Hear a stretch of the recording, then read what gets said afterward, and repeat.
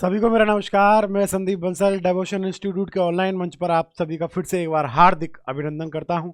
आज बात करते हैं सेम जो अपना पैटर्न चल रहा है 500 most important questions related to science in the railway NTPC exams.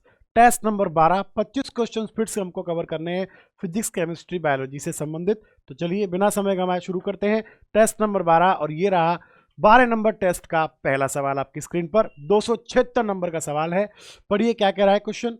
Energy is stored in liver and muscles in the form of, कि अपने शरीर में जो यकृत है, लीवर है, और जो मांसपेशियां होती हैं उनमें जो ऊर्जा संग्रहित होती है वो किसके फॉर्म में होती है। चार ऑप्शंस आपके सामने लिखे हुए हैं।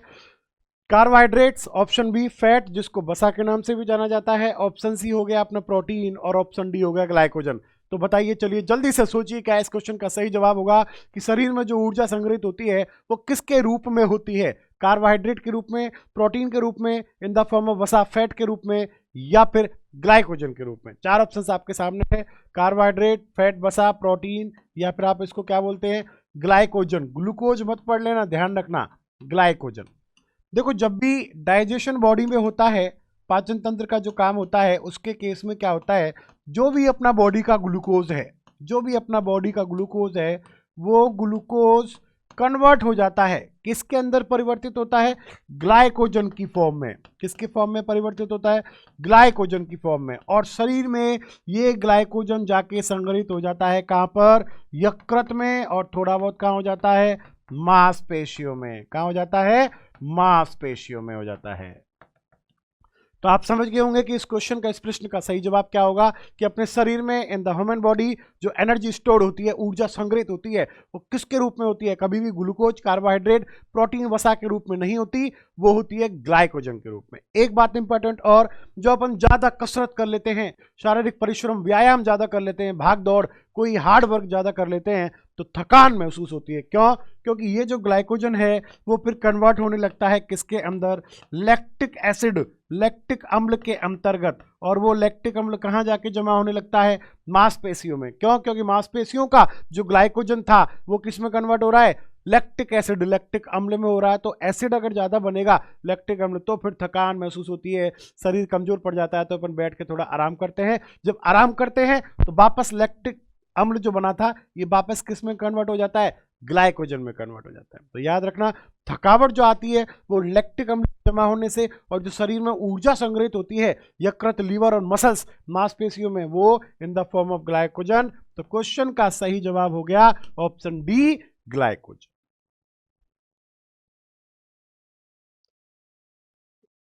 तो ये था आपका 276। चलिए चलते हैं अगले प्रश्न की ओर, देखते हैं कि क्या कहता है अगला सवाल। नेक्स्ट क्वेश्चन आपकी स्क्रीन पर 277 नंबर का सवाल। 277 पढ़िए। The number of teeth, simple सी बात है, दांतों से संबंधित सवाल आ गया। The number of teeth that are developed twice in the lifetime of human beings is, मनुष्य के जीवन काल में कितने दांत 2 बार विकसित होते हैं? हम नॉर्मली जानते हैं, होता है ना कि छोटे छोटे बच्चे होते हैं, उनका दांत गिर जाता है तो अपन हंसी मजाक करते रहते हैं कि तेरा दांत चूहा ले गया। तो एक्चुअल में थोड़ा ना वो चूहा ले जाता है। दांत क्या होता है? हम जानते हैं कि भाई दूध के दांत आते हैं, कच्चे दांत, और फिर वो टूटते हैं, और जब टूटते हैं तो दोबारा उगते हैं। तो कितने दांत ऐसे होते हैं जो आते हैं, टूटते हैं, और फिर वापस आते हैं? मतलब कि दूध के दांतों की संख्या पूछी गई है। दूध के दांतों की, मिल्क टीथ जो होती है, मिल्क टीथ जिनको कहते हैं, कच्चे दांत, दूध के दांतों की संख्या, नंबर ऑफ मिल्क टीथ पूछा गया है। वही तो जीवन में 2 टाइम्स क्रिएट होंगे, 2 बार बनेंगे, टूटेंगे और वापस आएंगे। पहले आए थे, एक बार आ गए, टूट गए, फिर दूसरी बार आ गए। और इसका फॉर्मूला आप याद रखना, ICPM। आप अच्छे से जानते हो, आई का मतलब क्या है? इंसीजर। इंसीजर का मतलब क्या होता है? कृतनक, कृतनक।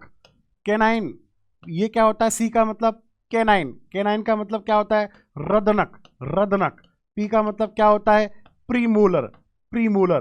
प्रीमोलर किसे कहते हैं? प्रीमोलर अग्रचवर्णक को कहते हैं। अग्रचवर्णक को हिंदी में कहा जाता है, और इंग्लिश में कहते हैं प्रीमोलर। और एम का मतलब क्या हो जाएगा? मोलर। मोलर का मतलब क्या हो जाएगा? चवर्णक। अब इनकी संख्या कैसे याद रखोगे? 2102, 2102, 2102 कितने हो गए? 2 + 1 और +2 कितने हो गए टोटल 5 हो गए। लेकिन ये अपने दोनों जबड़ों में एक साइड होते हैं, दोनों जबड़ों में एक तरफ होते हैं, मतलब होते चारों तरफ है, इधर भी इधर भी इधर भी इधर भी, तो 4 जगह ये अपने मुंह में मिलते हैं, तो 4 का मल्टीप्लाई करोगे तो टोटल कितने होते हैं 20। तो कहने का मतलब क्या निकला कि दूध के दांतों की संख्या कितनी होती है 20 होती है। और अगर वयस्क के पूछे ना, वयस्क के, तो वयस्क में क्या याद रखोगे 21 23 याद रखा करो। 21 23 कितने होगा 3 और 2 5 और 2 7 और 1 8, टोटल कितने होगा 8, मल्टीप्लाई कर देना, 4 जगह होते हैं, अपन जाते हैं बोलते हैं ना 32 ही। तो यंग एज में वयस्क में जो होते हैं वो 32 होते हैं, और दूध के दांतों की संख्या 20 होती है, तो ये वाले जो होते हैं वापस आते हैं। और एक बात ये भी याद रखना, सवाल आता है कि दूध के दांतों में कौन सा दांत नहीं आता, मतलब कि जो मिल्क टीथ होते हैं उनमें कौन सा टीथ काउंट ही नहीं होता, वो आता ही नहीं है, वो तो एक बार ही उगता है। तो कौन सा है, जीरो कहाँ आ रहा है, जीरो किसके नीचे आ रहा है, पी के नीचे आ रहा है। पी का मतलब अग्रचवर्णक, अग्रचवर्णक जो दांत होते हैं वो जीवन में एक बार ही आते हैं, दूध के दांतों में वो नहीं आते हैं। तो ये कुछ इंपॉर्टेंट सवाल बनते हैं 2-3 जो आपके सामने लिखे। बिल्कुल सही जवाब है कि इस क्वेश्चन का सही जवाब बनेगा क्या, ऑप्शन सी 20, कि दूध के दांतों की संख्या 20 होती है, अर्थात मनुष्य के जीवन काल में 20 दांत ऐसे होते हैं जो 2 टाइम्स डेवलप होते हैं, 2 बार विकसित होते हैं। क्लियर है सभी को। चलिए चलते हैं अगले प्रश्न पे, देखते हैं क्या कहता है अगला question 278 number. How many bones are there in the human skull, मनुष्य की खोपड़ी में कितनी अस्थियां होती है, ये अपनी पूरी खोपड़ी कहलाती है, खोपड़ी, खोपड़ा, खोपड़ी, स्कल कहलाती है। इसमें कुल कितनी बोन्स होती है, how many bones in the skull, ये पूछा हुआ है। चलिए मैं आपको बता, खोपड़ी जो होती है ना स्कल, इसके अंदर क्या है, कौन कौन सी चीजें काउंट होती हैं। देखो एक तो हड्डियां मिलती हैं कहां पर, चेहरे में, एक तो हड्डियां कहां मिलेंगी, चेहरे में मिलती हैं। कुछ हड्डियां मिलती हैं मस्तिष्क के आवरण में, मस्तिष्क के आवरण में, कहां मिलती हैं, मस्तिष्क के आवरण में। मस्तिष्क के आवरण की जो हड्डियां है ना, याद रखना इंग्लिश नाम बहुत इंपॉर्टेंट है, उसको कहते हैं क्रेनियल बोन्स। क्या कहते हैं, क्रेनियल, जो कवर होता है ना चारों तरफ ब्रेन के, वो ये वाला, ये जो है ना, ये अपना जहां पर बाल उगे हुए, ये इस वाले हड्डियों की बात कर रहा है, इनको क्रेनियल बोन्स कहते हैं। और कहां मिलती है, दोनों कानों में मिलती है, ईयर्स में, दोनों कानों में, दोनों कानों में मिलती है, ईयर्स में। और कहां मिलती है, एक मिलती है गले की ओर, गले की ओर जाती है, वो भी खोपड़ी में काउंट होती है।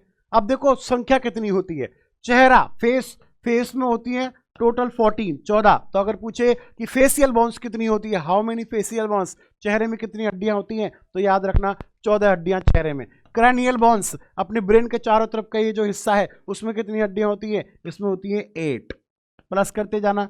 अच्छा दोनों कानों में कितनी होगी, एक कान में होती है 3, 3 इधर 3 इधर, 3 + 3 कितनी होगी 6, 3 + 3 = 6, दोनों कानों में हो गई 6। और एक गले की ओर होती है, यहां लिख देता हूं, गले वाली कहलाती है हायोड हड्डी, हायोड,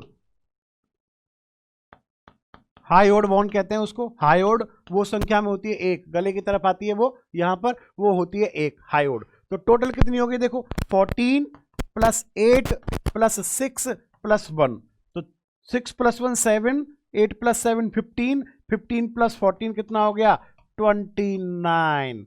तो करेक्ट आंसर क्या होगा, ऑप्शन ए होगा, 29 हड्डियों से मिलकर खोपड़ी बनती है। एक चीज और याद रखना, कभी कभी एग्जाम में 29 की जगह 28 लिख देते हैं, अगर वो 28 देगा तो फिर ऑप्शन में 29 नहीं देगा, तो 28 को टिक कर देना। कभी कभी क्या करेंगे कि गले की हड्डी को खोपड़ी से अलग काउंट कर लिया जाता है, वैसे मेडिकल साइंस ये कहती है कि ये स्कल के अंदर ही आती है, लेकिन फिर भी कंफ्यूज नहीं होना, अगर 29 की जगह 28 हो, लेकिन 29 अगर देखो केवल 29 दे रखा है तो वो टिक करना, केवल 28 दे रखा है वो टिक करना। अगर 28 और 29 दोनों ही अगर दे दे, खुदा ना खास्ता अगर आ जाए किसी अलग अलग ऑप्शन में, तो फिर 29 को टिक करना, क्यों, क्योंकि ये जो है वो खोपड़ी में ही काउंट होती है।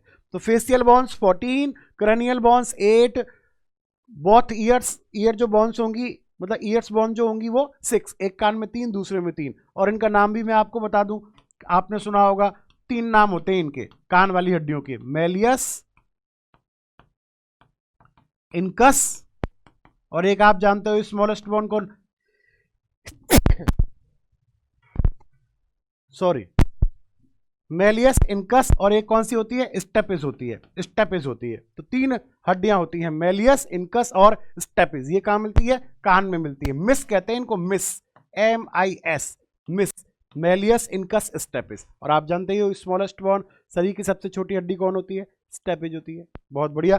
चलिए चलते हैं अगले प्रश्न पे, देखते हैं क्या कहता है। 279 नंबर का सवाल आपके सामने है। अच्छा सवाल है, आप सभी को आता भी है। The approximate number of bones in human body at the age of 20 years is. 20 वर्ष की आयु में शरीर में हड्डियों की संख्या लगभग कितनी होती है?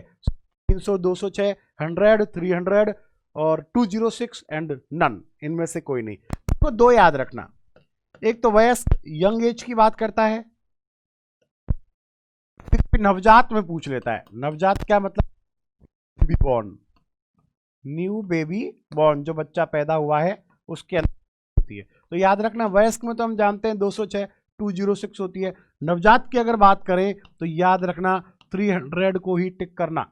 नवजात की बात करना है तो कहीं 270 लिख रहा होगा, कहीं 306, कहीं 290, कहीं 280, पता नहीं क्या क्या लिखा रहता है। आप याद रखना, करेक्ट आंसर माना जाता है कितना? कि नवजात न्यू बेबी बॉर्न में होती है 300। और जो एज होती है अपनी यंग वाली, होता क्या है, हड्डियां जुड़ती हुई चली जाती हैं अलग अलग जगह की, तो वो संख्या काउंट कम होती चल जाती है। तो इस क्वेश्चन का सही जवाब क्या होगा? यंग एज की बात कर रहा है, option B is the correct answer, 206, 206 हड्डियां।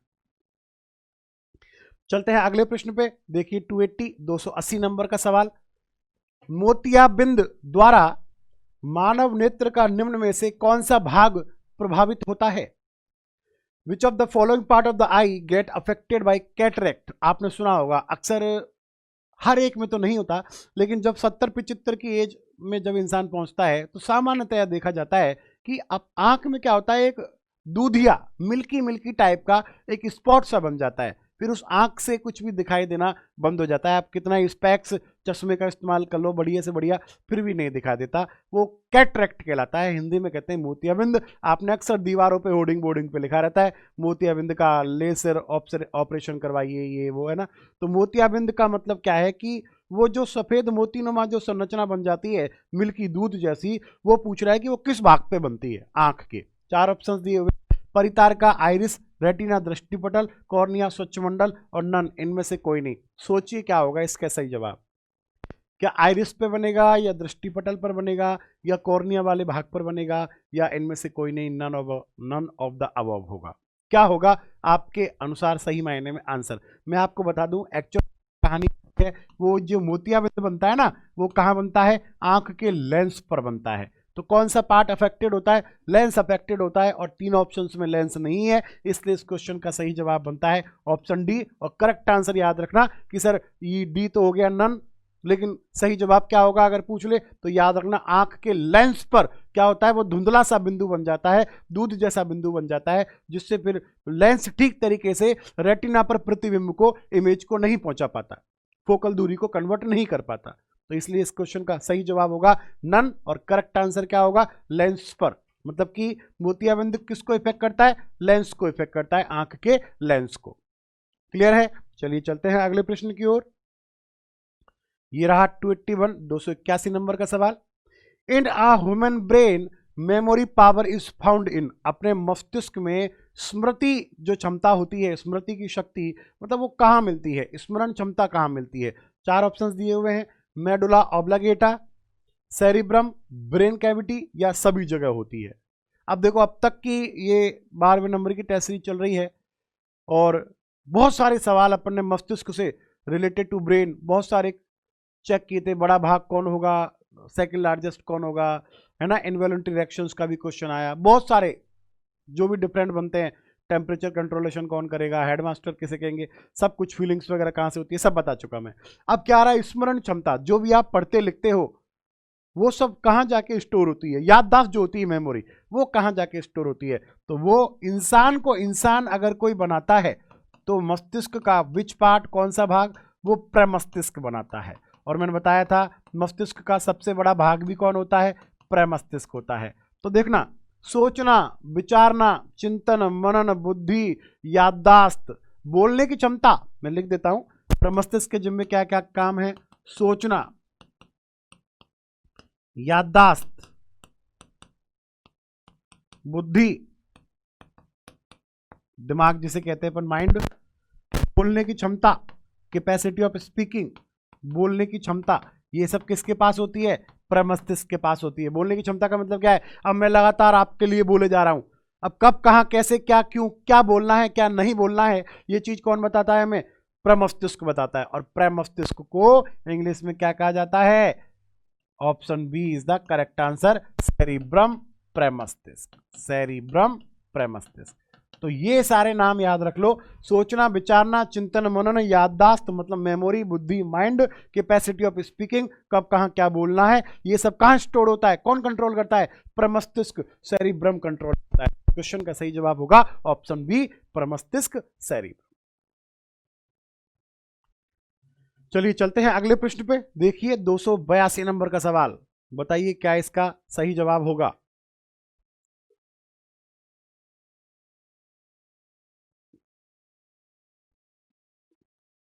The complete absence of which of the following shows albinism. Hindi में क्या कह रहा है? निम्न में से किसकी पूर्ण अनुपस्थिति से एरंजकता अभिलक्षणित होती है? एरंजकता, एल्बिनिज्म का मतलब क्या है? तभी तो आप बता पाओगे। आपने अक्सर कुछ इंसानों को, कुछ व्यक्तियों को, मनुष्यों को ऐसा पाया होगा कि वो बिल्कुल है ना सफेद व्हाइट दिखते हैं, सर से लेके पांव तक पूरे ही सफेद होते हैं, ना वो कोई वेटिश मतलब गेहुआ कलर के होते हैं, ना वो सांवले, ना वो काले। और नॉर्मली हम जानते हैं जो स्किन कलर आता है, त्वचा का रंग कौन देता है?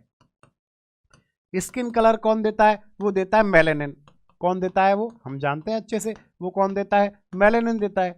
सवाल आता है कि त्वचा को रंग प्रदान कौन सा वर्णक करता है? Which pigment gives the colour for the skin in the human body? तो रंग जो देता है वो कौन देता है? मेलेनिन वर्णक। अब क्या होता है एरंजकता एल्बिनिज्म में क्या होता है? ये एक बात तो याद रखना, एल्बिनिज्म जो है वो जेनेटिकली डिजीज है, नॉर्मली जेनेटिकल डिजीज है, आनुवांशिक रोग के तौर पर इसको पहचाना जाता है।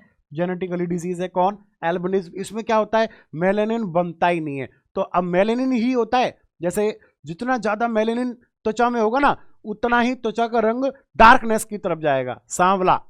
और अगर मेलेनिन बन रहा है बहुत ज्यादा तो काला हो जाएगा। जितना मेलेनिन कम होगा उतना ये आदमी बढ़िया गोरा बोलता है, बड़ा गोरा है तो दूध जैसा मलाई।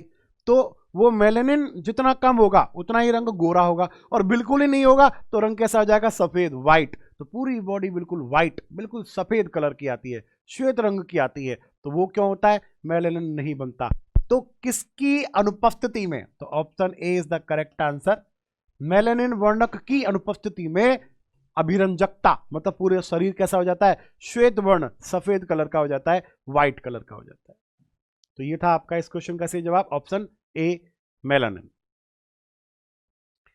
चलिए देखते हैं अगले प्रश्न की ओर चलते हैं। 283 नंबर का सवाल, the largest gland of the human body is. मनुष्य शरीर की सबसे बड़ी ग्रंथि कौन सी होगी? चार ऑप्शंस दिए हुए, थाइमस, यकृत, थायराइड या पैनक्रियाज। अब देखना कंफ्यूजन कहां होता है, सर थाइमस तो नहीं होता, इन तीन में दिक्कत, और हमको पता है ये तो दूसरी सबसे बड़ी होती है, अग्नाशय। ऑप्शन में जो दिक्कत आती है ना वो या तो यकृत में आती है या थायराइड में। सर कहीं पर थायराइड लिखा रहता है, कहीं पर यकृत लिखा रहता है, किसको टिक करें? तो देखो इस क्वेश्चन का सही जवाब क्या बनेगा? Option B, liver. थायराइड के लिए क्या याद रखोगे? सबसे बड़ी अंतःस्रावी कौन होगी? सबसे बड़ी अंतःस्रावी ग्रंथि कौन सी होती है? इंग्लिश में बताऊं, the largest endocrine gland, the largest endocrine gland in the body पूछे तब टिक करोगे थायराइड। और अगर पूछा है उसने सारी ग्लैंड्स, चाहे वो एंडोक्राइन हो, चाहे वो एक्सोक्राइन हो, चाहे वो बाह्य स्रावी हो, चाहे अंतःस्रावी हो, चाहे मिश्रित हो, कंपाउंड हो, सबको मिला के सबसे बड़ी कौन होती है? लीवर, यकृत। और अग्नाशय क्या होती है? दूसरी सबसे बड़ी, दूसरी सबसे बड़ी। या फिर क्या याद रखोगे? सबसे बड़ी मिश्रित, सबसे बड़ी मिश्रित ग्रंथि। सबसे बड़ी मिश्रित का मतलब कंपाउंड, मिश्रित ग्रंथि। तो अग्नाशय के लिए क्या बनता है कि सबसे बड़ी मिश्रित ग्रंथि कौन सी होगी या दूसरी सबसे बड़ी ग्रंथि कौन सी होगी? तो ये तीन है, अब डिफरेंशिएट करना सीख जाओ। थायराइड के लिए कैसे याद रखोगे, अग्नाशय पैनक्रियाज के लिए कैसे याद रखोगे, और यकृत लीवर के लिए कैसे याद रखोगे? क्लियर है सभी को? चलिए चलते हैं अगले प्रश्न की ओर, और ये रहा आपका 284 नंबर का सवाल आपकी स्क्रीन पर। Which of the following substances is not required for the formation of the bone in the body? निम्न में से किसकी आवश्यकता शरीर में अस्थि निर्माण के लिए नहीं होती? कहने का मतलब हड्डी बनाने के लिए कौन कौन चाहिए होता है और कौन नहीं चाहिए होता है इन चारों ऑप्शंस में से? तो हम जानते हैं नॉर्मली क्या है, हड्डी के लिए क्या चाहिए होता है? कैल्शियम बिल्कुल चाहिए होता है। हड्डी के लिए क्या चाहिए होता है? फॉर द बोन्स फॉस्फोरस चाहिए होता है। दांत हो चाहे हड्डी, दोनों के लिए क्या चाहिए होता है? फॉस्फोरस कैल्शियम दोनों। क्या विटामिन डी चाहिए होता है? हम जानते हैं अगर विटामिन डी की डेफिशिएंसी हो जाए, कमी हो जाए तो रिकेट्स हो जाता है बच्चों में, सूखा रोग, ड्राई डिजीज हो जाता है, हड्डियां कमजोर हो जाती है। और यंग अवस्था में, यंग एज में अगर विटामिन डी की कमी हो जाए तो ऑस्टिमलेशिया हो जाता है, मांसपेशियां मस्कुलर स्पेन हो जाता है, स्ट्रेन पड़ जाता है, जकड़ जाती हैं। लेकिन क्या हड्डियों के लिए सोडियम चाहिए होता है? नहीं। अगर बॉडी में सोडियम ज्यादा हो गया ना तो बल्कि हड्डियां तो गलने लग जाती हैं, खराब होने लग जाती हैं। तो सोडियम की आवश्यकता बिल्कुल नहीं होती। तो option D is the correct answer for this question. क्यों? क्योंकि वो पूछ रहा है कि नहीं होती, नहीं पूछ रहा है नहीं होती, नॉट रिक्वायर्ड पूछा है उसने, इसलिए क्वेश्चन का सही जवाब बनता है क्या? ऑप्शन डी, सोडियम की आवश्यकता नहीं होती है, कैल्शियम चाहिए, फॉस्फोरस चाहिए और विटामिन चाहिए। डी क्लियर है? चलिए चलते हैं अगले प्रश्न पे, देखते हैं 285 नंबर क्या कहता है। 285 नंबर का सवाल पढ़िए, बहुत अच्छा सवाल है। Which of the following two minerals is used for the transmission of nerve impulses in the human body? मतलब क्या है, मानव शरीर में नस आवेग के संचरण में निम्न में से किन दो खनिजों का उपयोग होता है? कौन सी ऐसी दो मिनरल्स हैं? अब ये नर्व ट्रांसमिशन का मतलब क्या होता है, बता सकते हो? जो भी संवेदना जो होती है, जो इंफॉर्मेशन होती है, वो ब्रेन या स्पाइनल कॉर्ड पे जाती है। तो ब्रेन या स्पाइनल कॉर्ड पे जो इंफॉर्मेशन जाती है, कभी आपने इंग्लिश में पढ़ा होगा तो चेंजेस, जिसको स्टिमुलस कहते हैं, स्टिमुलस। तो वो जो जाती है ना, वो इन the form of electrochemical impulse की फॉर्म में जाती है। किसकी फॉर्म में जाती है? वो इलेक्ट्रो रसायन या इलेक्ट्रोकेमिकल इंपल्स की फॉर्म में, इलेक्ट्रोकेमिकल इंपल्स। जो सूचनाएं आप कह सकते हो, जैसे मान लो किसी ने टच किया तो वो सूचना गई, या मैं बोल रहा हूं आपके कान सुन रहे हैं तो वो सूचना ब्रेन पर जा रही है। कौन लेकर जा रही है? तंत्रिकाएं, नर्व्स लेकर जा रही हैं। तो ये इलेक्ट्रोकेमिकल इंपल्स की फॉर्म में जाती है। किन के द्वारा जाती है? नर्व्स के द्वारा जाती है, तंत्रिकाओं द्वारा जाती है, तंत्रिकाओं द्वारा, बाय द नर्व्स जाती है। तो ये कहना चाह रहा है कि जो है, तंत्रिका जो है शरीर की, वो क्या कर रही हैं? इन इंपल्सेस को इलेक्ट्रोकेमिकल की फॉर्म में ब्रेन पर ले जा रही हैं। तो उसके संचरण के लिए, उस सूचना को मेरुरज्जु मतलब स्पाइनल कॉर्ड या ब्रेन तक पहुंचने के लिए जिन मिनरल्स की रिक्वायर्ड होती है, वो मिनरल्स कौन कौन से होते हैं? Option A sulphur and sodium, option B potassium and iodine, option C iron and phosphorus, and the option D sodium and potassium. बताइए कोई आइडिया कि जो इंफॉर्मेशन ब्रेन तक पहुंच रही है, उसको पहुंचाने में, उसके संचरण में कौन कौन से दो खनिजों की आवश्यकता होती है? तो मैं आपको बता दूं, इसका सही जवाब जो बनेगा option D is the correct answer. उसके लिए सोडियम चाहिए होता है और पोटेशियम। देखो सोडियम पोटेशियम कहां चाहिए होता है? एक तो रक्त दाब संतुलन के लिए, ब्लड प्रेशर के लिए, एक मांसपेशियों के संकुचन के लिए, कॉन्ट्रैक्शन ऑफ द मसल्स। मांसपेशियों को संकुचित कर रहे हो आप, ऐसे मुट्ठी को मोड़ रहे हो, अगर सोडियम पोटेशियम की कमी हो जाए ना तो ये मुट्ठी को मोड़ नहीं पाओगे, बड़ा दर्द होगा, मुश्किल होगा, जकड़न ना जाएगी मांसपेशियों में। तो कॉन्ट्रैक्शन ऑफ द मसल्स, मांसपेशियों के संकुचन में सोडियम पोटेशियम चाहिए। तंत्रिका आवेग मतलब इन इंपल्सों के ट्रांसमिशन के लिए क्या चाहिए? सोडियम पोटेशियम चाहिए। ब्लड प्रेशर को कंट्रोल करने के लिए क्या चाहिए? सोडियम पोटेशियम चाहिए। तो इस क्वेश्चन का सही जवाब हो जाएगा option D, sodium and potassium. चलिए चलते हैं अगले क्वेश्चन की ओर। 286 नंबर का सवाल 286 आपकी स्क्रीन पर है। मैच द फॉलोइंग, निम्न को सम्मिलित करना है, मिलाना है आपको। लिस्ट 1 में दी हुई है बोन हड्डियां, और लिस्ट 2 में दिए हुए हैं क्या? आपने नाम, नेम दिए हुए, 4 ऑप्शन दिए हुए। चलिए पढ़ते हैं क्या क्या लिखा हुआ है। यहाँ लिखा हुआ है ब्रिस्ट बोन, जिसको उरोस्थी कहते हैं हिंदी में। यहाँ लिखा हुआ है कॉलर बोन, जिसको हिंदी में जत्रुक कहते हैं। यहाँ लिखा हुआ है नी कैप, जिसको जानू फलक कहा जाता है। और यहाँ लिखा हुआ है शोल्डर ब्लेड, जिसको स्कंद फलक कहा जाता है। 4 सामने नाम दिए हुए हैं। एक में लिखा हुआ है क्लेविकल, क्लेविकल, ठीक है। एक में लिखा हुआ है पटेला, एक में लिखा हुआ है स्केपला, और एक में लिखा हुआ है स्टर्नम।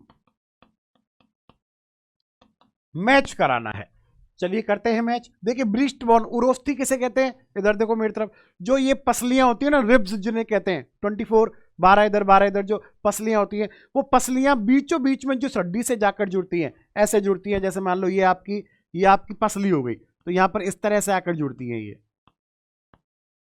ठीक है। तो ये बीच की हड्डी है ना, इसको कहते हैं अपन क्या, ब्रीस्ट बोन कहते हैं। क्या कहते हैं इसको, ब्रीस्ट बोन उरोस्थी। और उरोस्थी को किस नाम से जाना जाता है, स्टर्नम के नाम से। इंग्लिश नाम पूछा है और कुछ नहीं है। ब्रीस्ट बोन उरोस्थी को अंग्रेजी में क्या कहते हैं, बायोलॉजिकल नेम क्या है, स्टर्नम कहते हैं। तो ए में तो चला गया क्या, 4।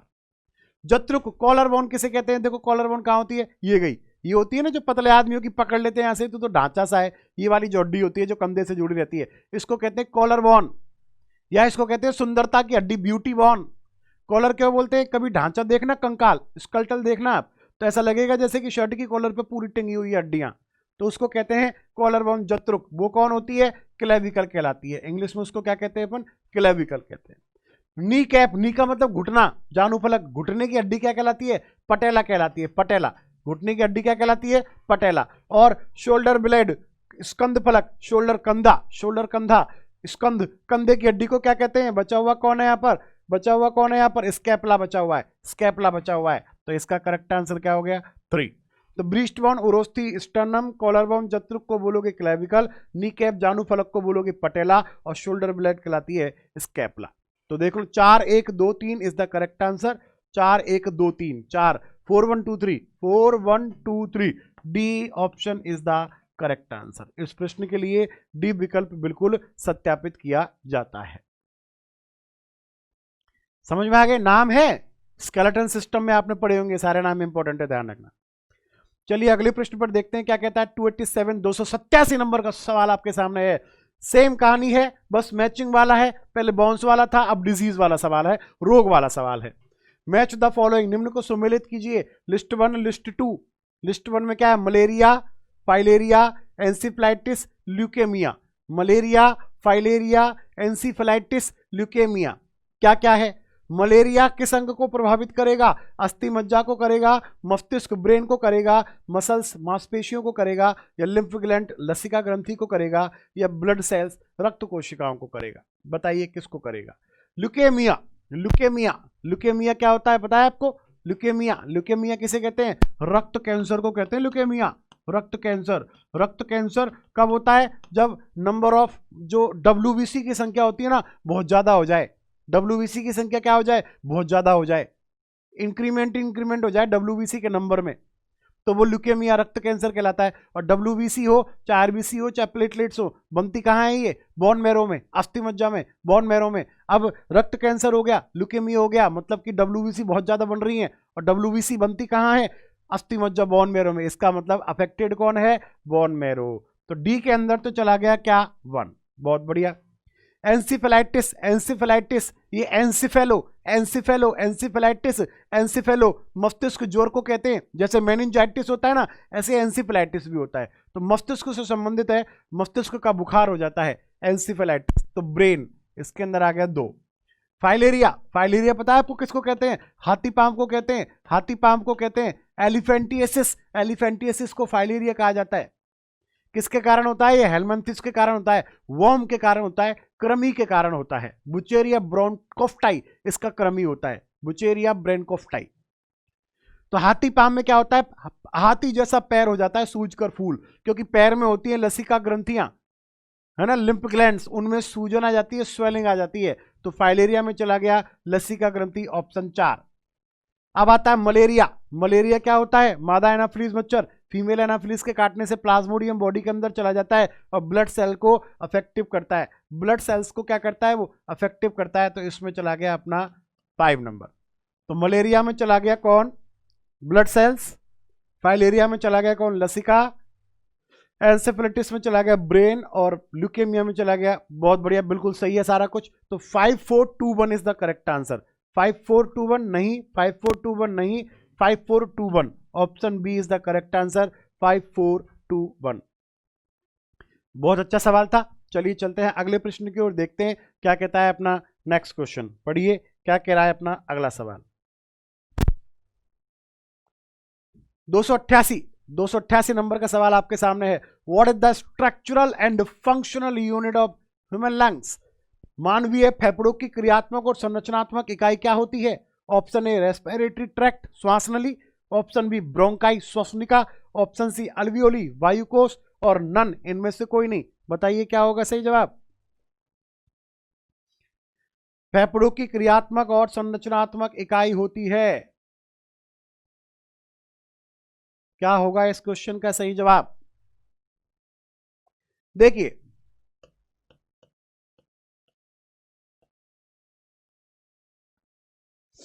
इस तरह से नॉर्मली अपनी आती है, तो एक इधर चली जाती है, एक इधर चली जाती है, ठीक है। तो यहां पर जो होता है, मान लो सिंपल सा डायग्राम बना देते हैं समय के हिसाब से। ये अपने 2 लंग्स हो गए, तो यहां से जो नली आएगी ना, ये तो कहलाएगी श्वास नली। क्या कहलाएगी? ये श्वास नली, रेस्पिरेटरी ट्रैक्ट। जब ये 2 हिस्सों में टूटने लगेगी, ये वाली और ये वाली जो नली है वो कहलाएगी श्वसनिका ब्रोंकाई। और फेफड़े के अंदर सूक्ष्म नलियां होती हैं, छोटी छोटी नलियां होती हैं, जैसे कि चलो मैं आपको वैसे बताता हूं, या ब्रांचेज है। जैसे ये टूट गई ना, तो इस तरह से क्या होती है, ब्रांच बन जाती है। जैसे मान लो इस तरह से ब्रांचें बन गई यहाँ पर, ऐसे यहाँ पर क्या जाएगी, जैसे ही ब्रोंकाई प्रवेश करेगी ना, तो इस तरह से ब्रांचेज बन जाती हैं, ठीक है। इन ब्रांचेज को कहते हैं क्या? अल्वियोलाई वायुकोश। फेफड़ों के अंदर भरी पड़ी रहती हैं। कौन? ये भरी रहती हैं। कौन भरी रहती हैं? अल्वियोलाई वायुकोश। पूरे फेफड़े के अंदर ये छोटी छोटी माइक्रो ट्यूब्स मिलती हैं, सूक्ष्म नलिका, जिनको वायुकोश, या उनको एक नाम और बोला जाता है कुपिकाएं। क्या बोलते हैं इनको अपन? कुपिकाएं बोलती हैं। क्या बोलते हैं इनको अपन? कुपिकाएं बोलते हैं। तो याद रखना, फेफड़ों की क्रियात्मक और संरचनात्मक इकाई क्या हो जाएगी? ऑप्शन सी हो जाएगी, अल्वियोली वायुकोश या कुपिकाएं। तो नाक से जो निकलेगी वो श्वास नली, रेस्पिरेटरी ट्रैक्ट, और वो रेस्पिरेटरी ट्रैक्ट आगे चल के 2 हिस्सों में बट के दायां, लेफ्ट और राइट दोनों फेफड़ों में अंदर एंट्री कर जाएगी। उसको बोलते हैं ब्रोंकाई, श्वसनिका। और वो ब्रोंकाई में फिर धीरे धीरे छोटे छोटे गुच्छे, जैसे अंगूर के गुच्छे नहीं होते, अंगूर के गुच्छे, ऐसे गुच्छे नुमा संरचनाएं बन जाती है, और उन्हें कहते हैं अल्वियोली या वायुकोश या कुपिकाएं। तो पूरा फेफड़ा इन्हीं से बना होता है। तो सवाल आता है कि what is the structural and functional unit of human lungs? मानव के फेफड़ों की क्रियात्मक संरचनात्मक इकाई क्या होती है? तो करेक्ट आंसर बनेगा वायुकोश या कुपिकाएं। क्लियर है? चलिए चलते हैं अगले प्रश्न की ओर, और ये रहा आपका 289 नंबर का सवाल। with the rise of temperature the viscosity of liquid dash। Hindi में पढ़िए। जब ताप में वृद्धि की जाती है तो द्रवों की श्यानता पर क्या प्रभाव पड़ेगा? क्या श्यानता, विस्कोसिटी, रिमेन्स अनचेंज्ड, अपरिवर्तित रहेगी? क्या श्यानता मीन्स विस्कोसिटी इंक्रीजेज, बढ़ेगी? क्या श्यानता, विस्कोसिटी डिक्रीजेज, घटेगी? या फिर मे इंक्रीज और decrease depending on nature of liquid, द्रव की प्रकृति के आधार पर बढ़ेगी या घटेगी? क्या होती है श्यानता? बहना, बहना। मान लो एक पानी है और एक ग्लिसरीन है, या कोई गाढ़ा कॉन्सेंट्रेटेड लिक्विड है, दोनों को आपने एक साथ उड़ेल दिया, दोनों के पात्रों को, बर्तनों को लुढ़का दिया, तो कौन तेजी से बहेगा? ऑब्वियस सी बात है, जितना पतला होगा, डाइल्यूट होगा, वो ज्यादा बहेगा, और जितना गाढ़ा होगा कॉन्सेंट्रेट, वो कम बहेगा। That's called the viscosity. यही कहलाती है श्यानता। और याद रखना, द्रवों को गर्म करने पर, देखो 2 खासियतें, द्रवों को गर्म करने पर श्यानता, विस्कोसिटी क्या होती है? घटती है। अरे सिंपल सी बात है, कॉन्सेंट्रेट लिक्विड, गाढ़े द्रव को आप गर्म करोगे तो पतला होता नहीं चला जाएगा, और जितना पतला होता चला जाएगा वो ज्यादा बहेगा। ज्यादा बहेगा मतलब विस्कोसिटी क्या हो गई? कम, श्यानता। भाई बहने के विरोध को कहते हैं opposition to the flow of any liquid called as the viscosity. तो जितना ज्यादा बहेगा उतनी श्यानता कम, विस्कोसिटी कम, और जितना कम बहेगा उतनी विस्कोसिटी उसकी ज्यादा है। तो आपने किसी लिक्विड को हीट कर दिया, गर्म कर दिया, तो विस्कोसिटी क्या होती है? घटती है। लेकिन याद रखना, एक बहुत अच्छी बात बताने जा रहा हूं, अगर यही सवाल को आप ऐसे पूछ लेता, गैसों को गर्म करने पर, गैसों को गर्म करने पर, अगर लिक्विड की जगह आ जाता कि गैसों को गर्म करने पर, तो गैसों को गर्म करने पर श्यानता क्या होती है? गैसों को गर्म करने पर श्यानता क्या होती है? तो याद रखना, उल्टा कर देना, कहीं ऐसा मत समझ लेना सर गर्म करने पर वो चीज पतली होगी और श्यानता कम हो जाएगी, बहेगा ज्यादा। उल्टा सिस्टम होता है, द्रवों को गर्म करोगे तो श्यानता घटती है, ज्यादा बहेगा। गैसों को गर्म करोगे श्यानता बढ़ती है, गैस कम बहेगी। तो गैसों को गर्म करने पर श्यानता क्या होती है, बढ़ती है। इन दोनों को खास तौर पर रट्टा मार लेना, अच्छे से समझ लेना। अरे द्रवों को गर्म करने पर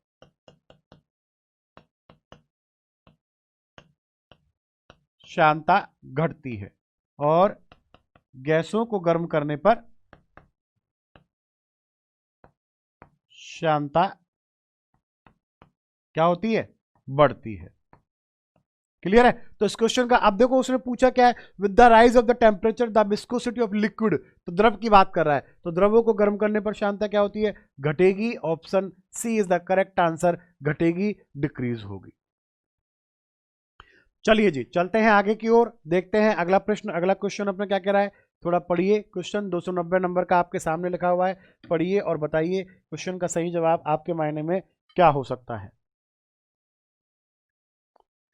the technique used to transmit audio signals in television broadcast is.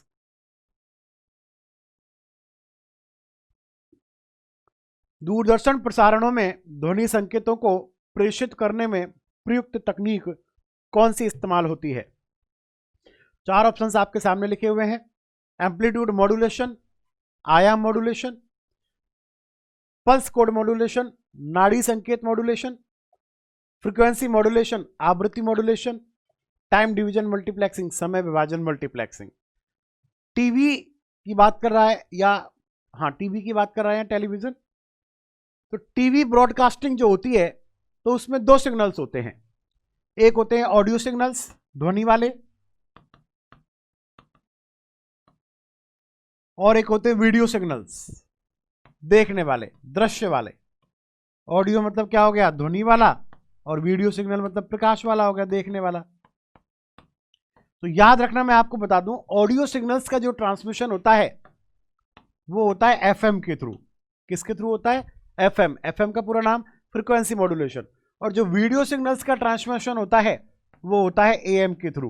और एएम क्या होता है, एम्पलीट्यूड मॉड्यूलेशन। अब उसने पूछा क्या है, ऑडियो सिग्नल्स पूछा क्या है, ऑडियो सिग्नल्स पूछा है, ध्वनि संकेत। तो ध्वनि संकेत ऑडियो जाएगा एफएम से, वीडियो जाएगा एएम से। तो ऑडियो के लिए आंसर क्या बन जाएगा, FM. C is the correct answer. Frequency modulation, आवृत्ति modulation is the correct answer. तो याद रखना, ऑडियो की बात करें तो एफएम याद रखना और वीडियो की बात करें तो एएम याद रखना। चलिए चलते हैं अगले प्रश्न की ओर, देखते हैं क्या कहता है अपना अगला क्वेश्चन। 291 नंबर का सवाल आपके सामने है। Sound above what level in the decibels is considered hazards noise pollution. किस स्तर से अधिक की ध्वनि हानिकारक ध्वनि प्रदूषण कहलाती है। Option A 30 dB 30 dB, option B 100 dB 100 dB, option C 80 dB 80 dB, option D 120 dB 120 dB। देखो 3-4 आंकड़े मैं आपको बता दूं। एक तो याद रखना ऐसे, स्वास्थ्यप्रद ध्वनि तीव्रता कितनी होती है। स्वास्थ्यप्रद ध्वनि तीव्रता का मतलब क्या होता है, हेल्दी। हेल्दी का मतलब, ध्वनि तीव्रता मतलब क्या होगी, साउंड इंटेंसिटी। कि भाई ऐसी डेसिबल जिसको आप कई समय तक लगातार सुनो तब भी आपके कानों पर, माइंड पर या ब्रेन के ऑर्गन पर इफेक्ट नहीं पड़ेगा, साइड इफेक्ट नहीं होगा। तो सबसे बेस्ट जो हेल्दी मानी जाती है वो मानी जाती है 45 dB up to 45 dB 45 dB तक स्वास्थ्यप्रद ध्वनि तीव्रता। ठीक, अब सवाल आता है ध्वनि प्रदूषण शुरू कब से होगा। ध्वनि प्रदूषण शुरू मतलब कि साउंड पॉल्यूशन कब से शुरू माना जाता है, 75 dB से। 75 dB या उससे अधिक अबव जाएगा तो साउंड पॉल्यूशन माना जाएगा।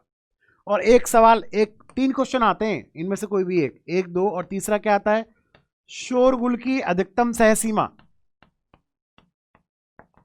शोरगुल की अधिकतम सहसीमा का मतलब क्या है, मैक्सिमम बीरेबल कैपेसिटी, जो अपनी बॉडी बियर कर सकती है। कि यार इससे ज्यादा अगर ध्वनि साउंड सुनाई दे रही है तो अपन कान बंद कर लेते हैं।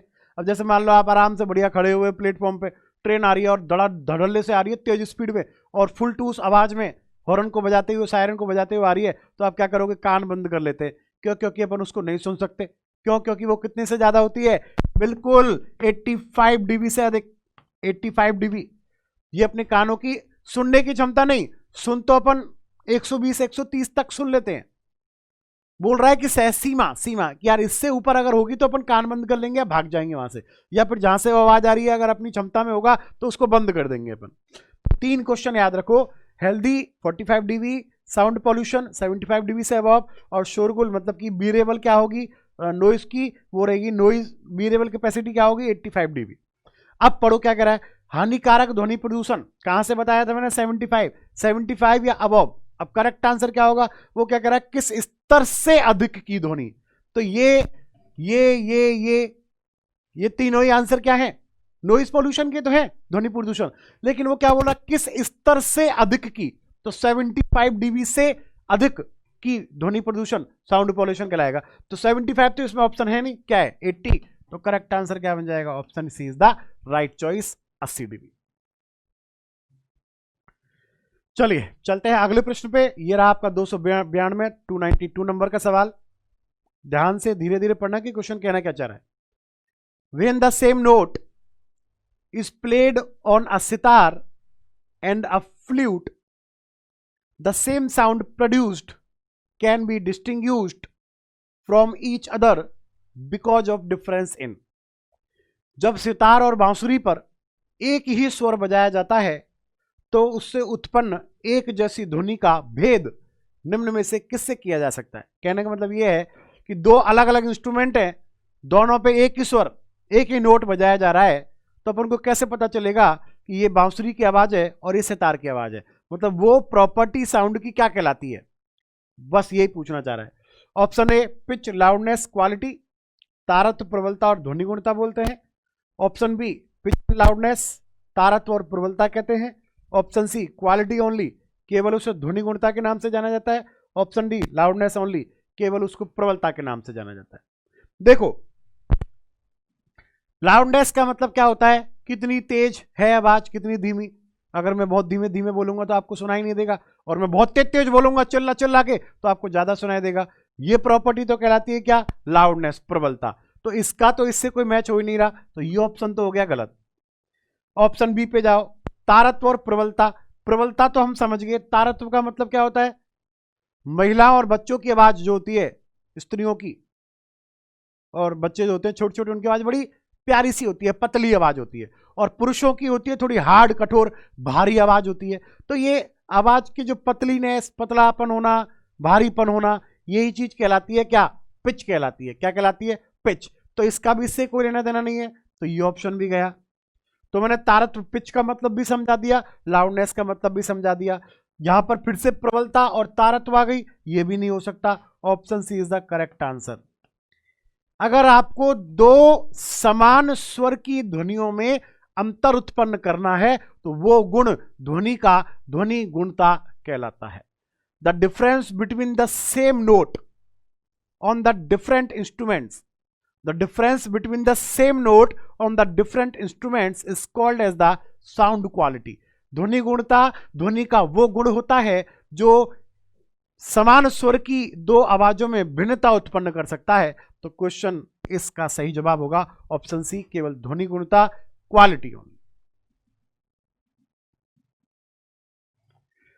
चलिए चलते हैं अगले प्रश्न पे। 293 293 क्वेश्चन आपके सामने है। Ultrasonic are the sound waves of frequency. पराश्रव्य वे ध्वनियां होती हैं जिनकी आवृत्तियां होती हैं। Option A greater than 20,000 hertz, 20,000 hertz से अधिक, लेस देन 10,000 10,000 से कम, सी इक्वल टू 1,000 1000 हर्ट्ज के बराबर, नन ऑफ द अबव, इनमें से कोई नहीं। तो आप जानते हो एक क्या होती है अपनी अवश्रव्य होती है, जिसको कहते हैं क्या, इंफ्रासोनिक। एक होती है अपनी श्रव्य, जिसे कहते हैं अपन क्या, ऑडिबल। और एक होती है अपनी कौन सी, पराश्रव्य, जिसको कहते हैं अपन क्या, अल्ट्रासोनिक। तो याद रखना 0 से 20 हर्ज के बीच में ये वाली, 20 से 20,000 हर्ज के बीच ये वाली, और 20,000 से अधिक वाली जो होगी हर्ज में आवृत्ति में, वो कौन सी कहलाएगी? पराश्रव्य। तो ये नॉर्मली आप मेरे ख्याल से जानते होंगे। तो इस क्वेश्चन का सही जवाब क्या हो जाएगा? अल्ट्रासोनिक, पराश्रव्य की बात कर रहा है, तो answer A is the correct answer. Greater than 20,000 हर्ज, 20,000 हर्ज से अधिक की ध्वनि जो तरंगे होती है, साउंड वेव्स, उनको अल्ट्रासोनिक या पराश्रव्य ध्वनि तरंगे कहा जाता है। चलिए चलते हैं नेक्स्ट क्वेश्चन पे। 294, इन सोनार वी यूज, सोनार में हम किसका उपयोग करते हैं? सोनार का मतलब क्या होता है? पहले तो ये बताइए, सोनार का मतलब क्या होता है? सोनार होता है साउंड नेविगेशन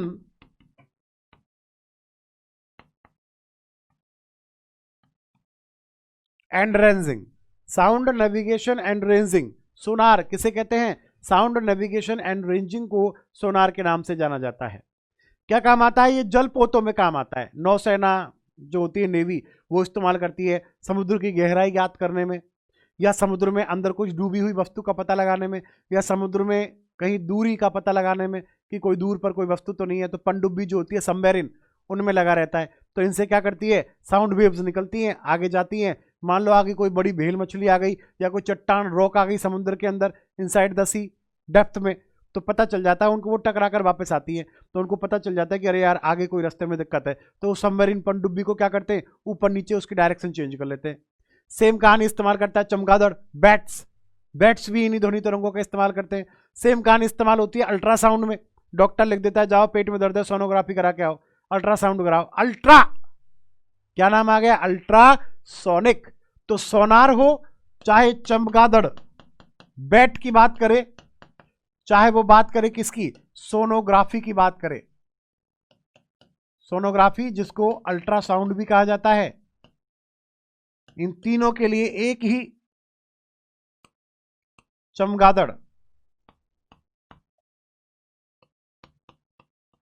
सोनोग्राफी,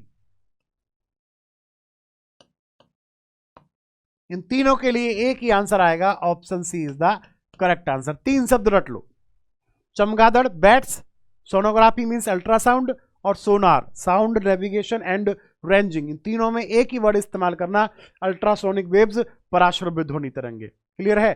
चलिए चलते हैं अगले प्रश्न पे। ये रहा 295, 295 नंबर का सवाल आपकी स्क्रीन पर। Which of the following statements are true about acetylene?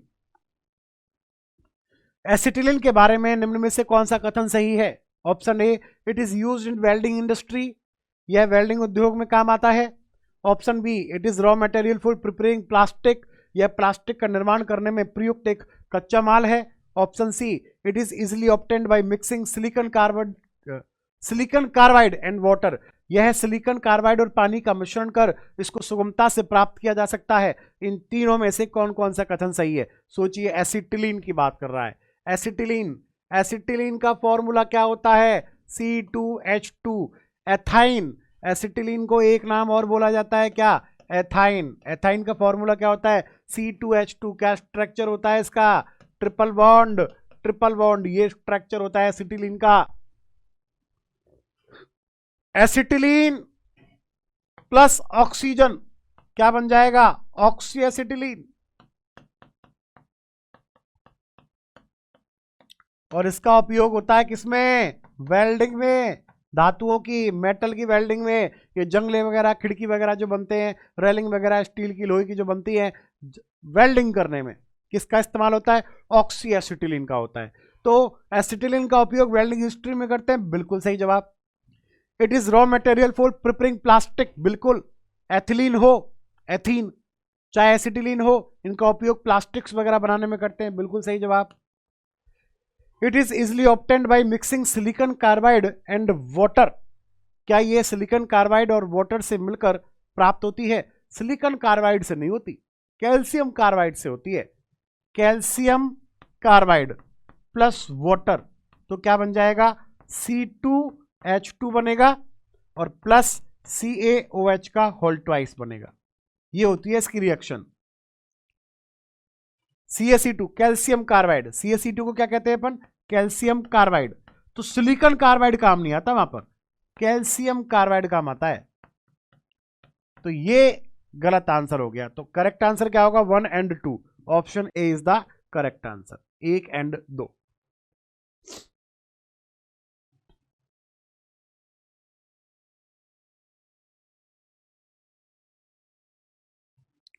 Clear है सभी को? चला जाए आगे, चलते हैं अगले प्रश्न की ओर। 296 which polymer is use to manufacture bullet proof jackets? Bullet proof jacket के निर्माण में किस बहुलक पदार्थ का प्रयोग होता है? Nylon 66, rayon, Kevlar, Dacron. बताइए क्या इस क्वेश्चन का सही जवाब होगा? बुलेट प्रूफ जैकेट में किस एक बहुलक पदार्थ का निर्माण होता है? बुलेट प्रूफ जैकेट की बात कर रहा है। नायलॉन 66 से तो कपड़े वगैरह बन सकते हैं, रेयॉन से रेशा बन सकता है। अब बचे दो, एक तो बचा केवलर और एक बचा डेक्रॉन। इस क्वेश्चन का सही जवाब जो होता है वो करेक्ट आंसर होगा ऑप्शन सी, केवलर। क्या होता है केवलर? देखिए केवलर का वैसे तो फॉर्मूला पूछते नहीं है, लेकिन C14H14N2O4 ये इसका बड़ा एक टिपिकल स्ट्रक्चर बनता है। केवलर बड़ा हार्ड बन जाता है इससे, क्योंकि बुलेट प्रूफ जैकेट, हार्ड से मतलब नहीं है bullet proof jacket. Bullet proof का मतलब हीट को भी वो रजिस्टर करता है, और आघात हो जाए, कोई चोट, बुलेट प्रूफ गोली भी चल जाए ना, तब भी वो उसको भेद नहीं पाती है। इतना इसकी क्षमता, कैपेसिटी होती है। और इसका एक नाम और है, इसको कहते हैं फिनिलिन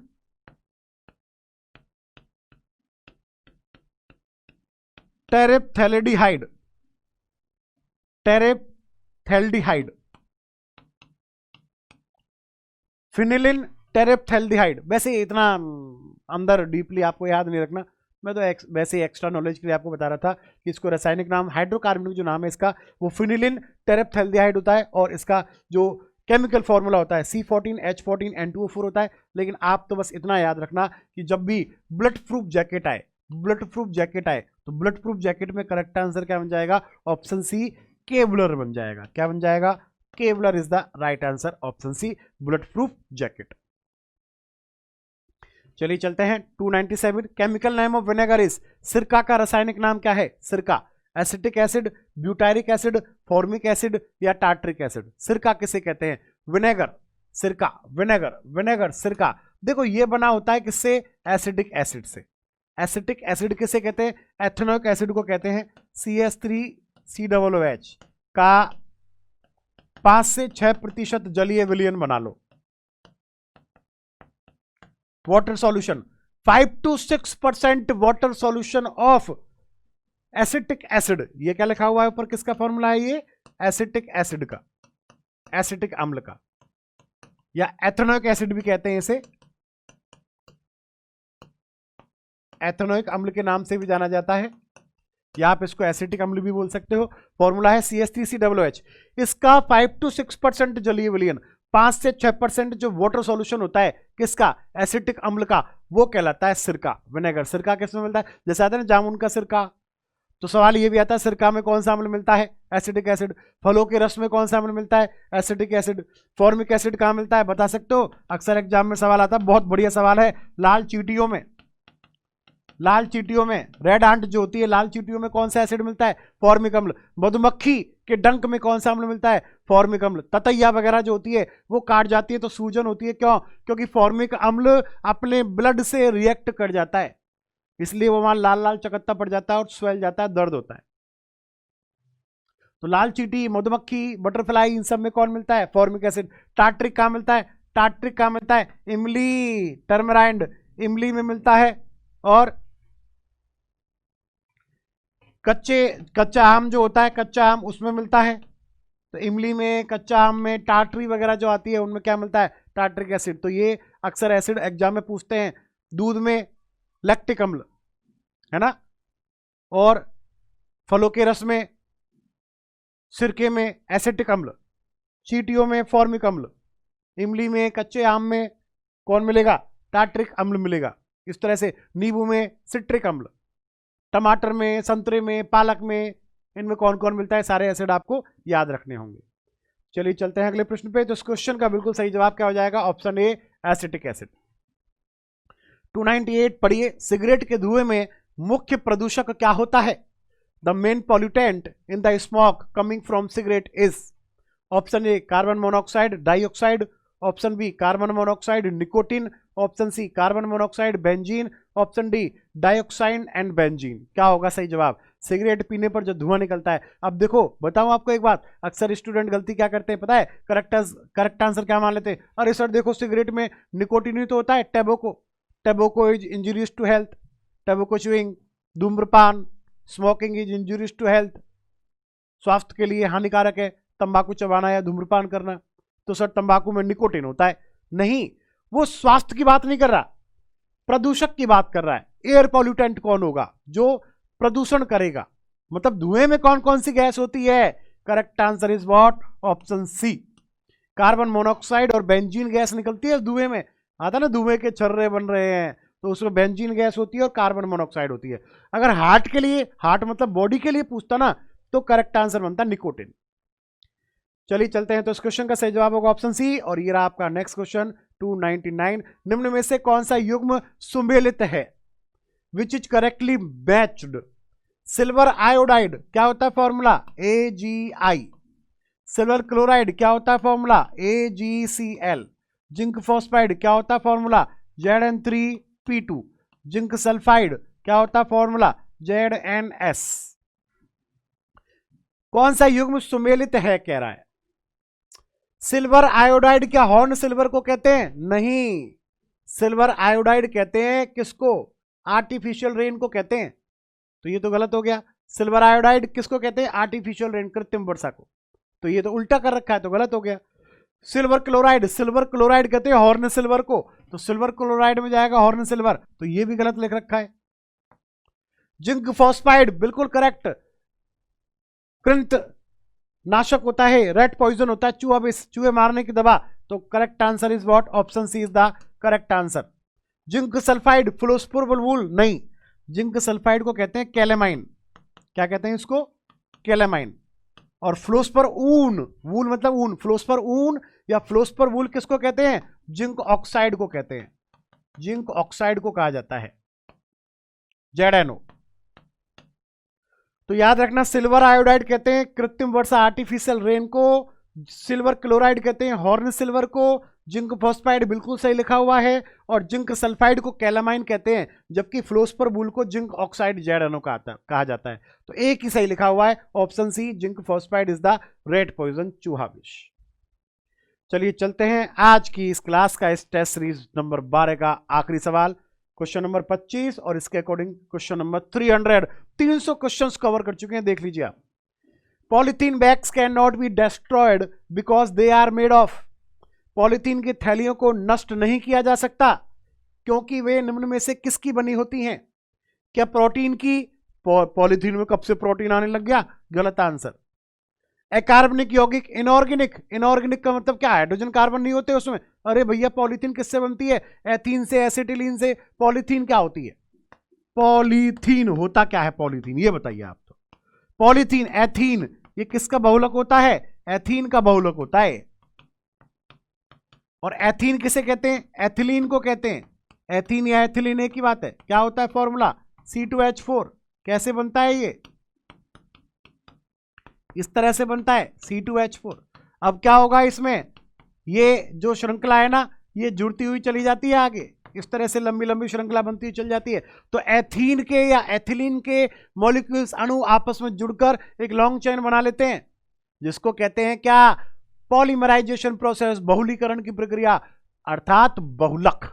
तो correct answer is what? Polythenes क्या होते हैं? बहुलक होते हैं। और पूछे किसका बहुलक होता है? एथीन या एथिलीन का बहुलक होता है कौन? पॉलीथीन। एथीन, पॉलीथीन, पॉली मतलब बहुत ज्यादा, एथीन मतलब एथीन के मॉलिक्यूल्स। तो एथीन के मॉलिक्यूल से एथिलीन के मॉलिक्यूल जुड़कर एक लंबी चेन, लॉन्ग चेन बना लेते हैं, दैट्स कॉल्ड द पॉलीमर्स। तो इस क्वेश्चन का सही जवाब होगा कि पॉलीथीन की थैलियों को नष्ट नहीं किया जा सकता क्योंकि वे निम्न में से किसकी बनी होती हैं? बहुलक पॉलीमर्स की बनी होती हैं। यहां पर आके आपके 300 क्वेश्चंस कंप्लीट हो जाते हैं। नंबर 1 टेस्ट से लेकर नंबर 12 टेस्ट कंप्लीट हो जाते हैं। तो मिलते हैं अगले नए बहुत ही महत्वपूर्ण और बढ़िया 25 क्वेश्चनों के साथ अगले सेशन में। तब तक के लिए धन्यवाद।